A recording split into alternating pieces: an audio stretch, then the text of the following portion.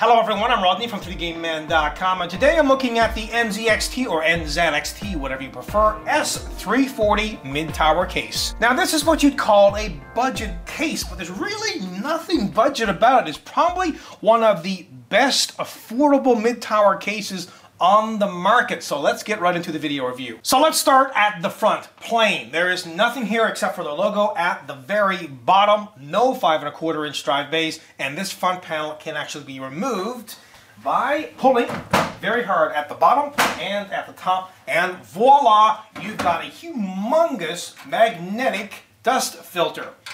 Go on and come off super easy. And with the front panel removed, you can see that there's options to install fans. You can either have up to two 120mm or 140mm fans. Alternatively, you can install either a 120, 140, 240, or a 280mm radiator at the front. A very interesting color theme going on with this case. You've got a combination of this asphalt matte paint finish at the top, and on the inside of the case, everything else though is glossy. The side panels, the front panel, and even at the back. I think it works really well. The left side panel has this very large window. Now while there's no fans at the front of the case, they do include one 120mm exhaust fan at the top, and it's the FN version 2 fan. Alternatively, of course, you could take this out and put a 140 in. Also at the top is the power button, which by the way has a power LED around it, two USB 3 ports, a headphone jack, microphone jack, and here's the hard drive activity LED. Now with that glossy finish, the right side panel, since it's plain, almost looks like a mirror. At the back of the case, they include the same 120mm fan that's at the top of the case, this one as well, exhausts. Alternatively, you could remove this fan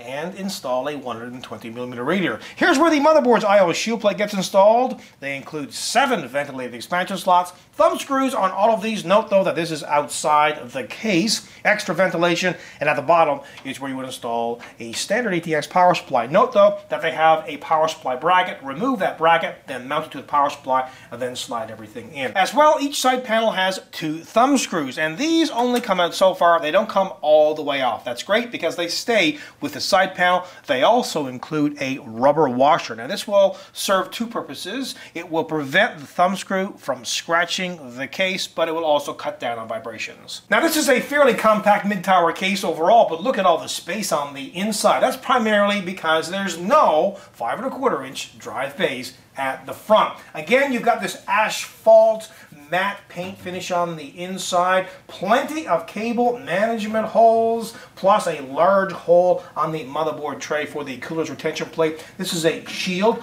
I'll show you what that's all about. Basically hiding the cables, but this can be removed. Ventilation here as well. You can fit 2 2.5 inch optical disc drives on these 2 trays. And here's how you would install a 2.5 inch drive. First of all, to remove the tray, take off this single thumb screw, slide it out, install the drive on the tray, slide it back into position, and then replace the thumb screw. Oh, in this case fits mini ITX, micro ATX, and ATX form factor motherboards. Now video card clearance, well, it varies. It depends on whether you have a radiator at the front. If you have a radiator at the front, you can fit GPUs that are up to 334mm in length, otherwise up to 364mm in length. And by the way, this case comes with a 2-year warranty, and the weight on this is 7.05 kilograms. A lot of cases these days are adapting this shield or cover, and of course that is to hide all of the cables that come out of the power supply, plus all the other cables which you can tuck away at the bottom. A closer look at the ventilation, and if you're wondering what is white, it is actually the accessory box, and we'll have a look at that when we look at the other side of the case. See, here's that accessory box. Let's see what's inside of it. A bag that has some screws and a number of cable ties. Here's where you would install up to 2 3.5 inch drives, and by the way, this particular compartment is not removable. Behind the motherboard tray and as well over here, you've got lots of punch outs for attaching the cables as well. Plenty of room behind the motherboard tray and the right side panel for routing them. Remember I said how this piece can be removed? Well, you will need to take off a number of screws here at the back, plus a couple at the front, and this can be removed if you need it to be, but this is good to have in place because it hides a lot of the cables. A little interruption here in this video review to bring you a word from my sponsor, Antec. They currently have a new power supply line, the Edge series.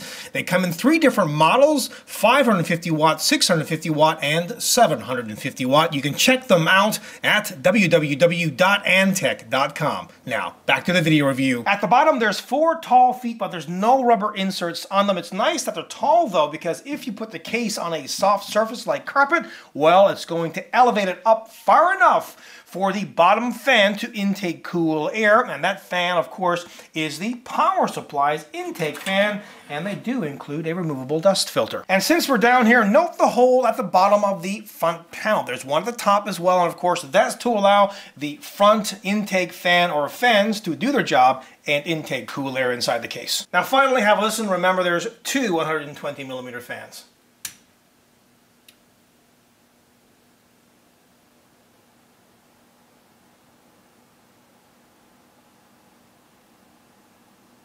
Now, if you're out to buy a product, you're probably going to do a little bit of research, and you'll want it to have, all the features that you think you will need, but you really don't want it to break the bank. It's a bang for the buck product, isn't it? And that's what this case is, and then some. I'm so impressed with the looks, the overall design, and the features. Well, they go on and on and on. Now, one thing that the case doesn't have, and I know some people will go on and on and on about this.